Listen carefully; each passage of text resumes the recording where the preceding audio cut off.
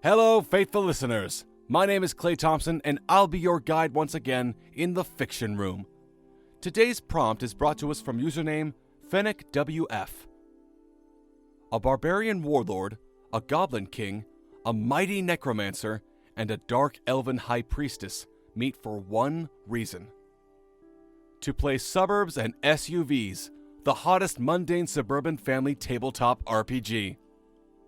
As always, I hope you enjoy listening to these stories as much as I enjoy reading them. But without further ado, let us begin with our first story, written by Edgar Allan Hobo. The card hissed softly as it was drawn from a neat stack of similarly blue-backed cards on the large wooden table, its surface battered and worn from hundreds of years of use. Though her figure was mostly hidden by the head of neighborhood triptych sheet, 3 pairs of eyes rested eagerly on Callan as she turned the card in her hand and lifted it up, smiling wryly at its contents. "Cut the theatrics and read, elf," grumbled Brond, a large and hairy man. His feet rested atop an empty chair, smaller than his own and wobbling as he shifted his weight against it. "He's working late," she said. "Ugh, again?" he replied, seemingly exhausted by the card's message. His large head toppling rearward to rest against the uppermost plank of the chair back, hair spilling over the wood, Brond shut his eyes. Callan's smirk sustained.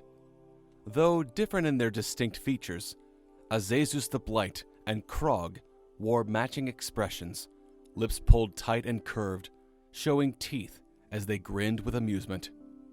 The game sat on the table, 2 tidy piles of cards and character sheets scattered. Everything behind Callan's trifold was a mystery. "Again," she repeated. Brond ran meaty fingers along his wrinkled forehead, massaging between the furrowed brows as he thought. After a sigh, he said, "Ugh, this is the 3rd time this week." "And the young secretary card is in play," chimed Azazus. "Curse the gods," Brond cursed. "I go to his work." "What a fool," said Azazus. Brond frowned, eyes narrowing in the necromancer's direction. "Excuse me? At least I have a husband." "Mine's dead." "Does that make you feel impotent to know that you can't even bring him back?" Krog laughed. "Please, you can't even fathom the pressure of being a single mother of 3 little heathens," Azazus accused. "They eat so much and the bills are piling up. Do you know how much debt Jason left me with? I thought we were doing well until he died." His sharp, slender finger drifted down his character sheet, head wagging agitatedly from side to side. "If only you could bring him back and shake his bones for a couple more bucks, maybe your kids wouldn't have to go to community college." Krog continued to taunt. "You're in couples counseling. Your son is a prescription medication addict," Brond countered. Callan watched them, peering over the edge of her sheet rich with text. The smile that had formed upon reading the drawn card had yet to diminish, and had only grown tighter from fatigue. Their arguing began to overlap. Voices raised until the volume was such that even Callan herself was finding it difficult to decipher the nature of the various delivered insults. So, raising a hand in the air and not saying a word, she tossed 2 dice onto the table. The clatter, though quiet, hushed the playful fighting. "You go to his work, drowsy from imbibing several glasses of rosé," Callan said. "But he is not there." "Curses," Brond muttered. His fist landed heavily against the table. "I thought better of him." Fingers clenched and nostrils flared, he grunted. "It's snack time. I'm famished. Send me to the bar. I'll wallow in the realization that I married a dirty cheater." "You have a teenager and a toddler at home," Korg interjected.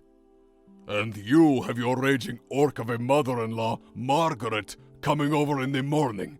but you've spent no time threatening your home. Braun scoffed, Mind your own problems. sliding his character sheet toward the center of the table with a resentful sneer. Braun's large boots thudded against the floor. In a single graceless motion, palms leaning into the tabletop, he stood up and walked toward the pantry.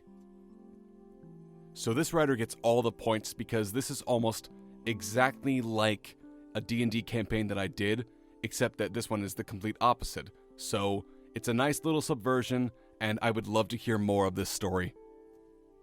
And now let's move on to our second story, written by Average Ordinary Guy. And suddenly you hear a knock on your dwelling's door. I will get up from the table to open the front door, but before I open it, I look through the nearby window to see who is disturbing our game. Roll for perception. 3. Dang. The lights are off and you can't see who's at the door. How do you proceed? Just open the door. It's not like you have to worry about an army of paladins. Fine. I open the door. In your doorway stands a man wearing black and blue clothes with a symbol over his left breast, carrying 2 flat square boxes. Oh, that must be the pizza I ordered. Pizza? It's a common food found in the suburbs. And people just bring it to your dwellings?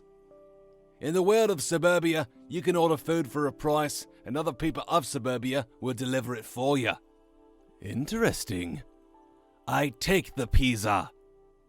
The pizza man says that'll be $22.84 and extends his hand. How many dollars do I have again? Let's see. Oh no, I only have $15. Guys, do any of you have any spare dollars? My character does not get any more currency for another week. I don't have anything. I thought you were going to be able to cover it. You're lucky I have exactly $8 left. I get up from the table to hand John the money. Perfect. That's $23. I hand him the money. The pizza man counts the money and says, "What about my tip?" And he looks at you with his head slightly cocked to the side.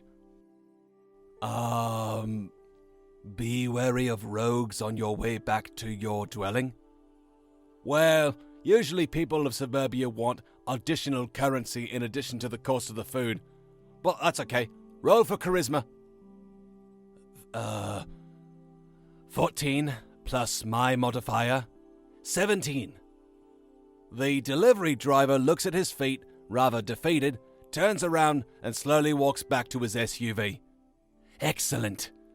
I return to the group table with pizza in hand and set it down next to everyone. I think it was my turn in the game. What card was on top of the stack? It was a red 5. I play red 2 on top of it. Okay, it looks like you have 1 card remaining. Uno! Son of a... Ugh. How am I supposed to remember what I'm supposed to say? It is the Spanish word for 1. My character does not speak Spanish. It's also the name of the game your characters are playing. Fine, I draw my cards. And I will eat a pizza. Roll for Constitution. Nat 1. You burn your mouth and taste nothing. Also, you take 3 damage. Once again, this author gets points for authenticity because this just feels like another campaign that I did in D&D, and I'm just like, now I kind of want to play this version of D&D, suburbs and SUVs. That would be awesome. And obviously a few touches of comedy because that's what inevitably happens in a D&D campaign. Things go wrong and people start laughing like complete idiots. But now, dear listeners, we must unfortunately bid you farewell once again.